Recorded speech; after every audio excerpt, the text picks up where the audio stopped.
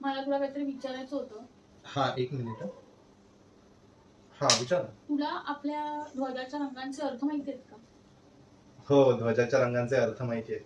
म्हणजे आधी काय व्हायचं, मी जेव्हा तिरंग्याकडे बघायचो तेव्हा मला फक्त 3 रंग दिसायचे, पण आता त्या 3 रंगांमागचा भावार्थ समजतो. अगदी बरोबर. जसं केशरी रंग ते आपल्या शौर्य आणि बलिदानाचं प्रतीक आहे. हो, केशरी रंग आपल्या वीर सैनिकांचं आणि त्यांच्या बलिदानाचं स्मरण करतो. आणि पांढरा रंग?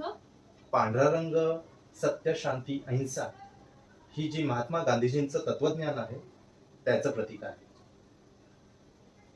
आणि हिरवा रंग? हिरवा रंग समृद्धी, कृषी ह्याचं एक प्रतीक आहे. आणि चक्र?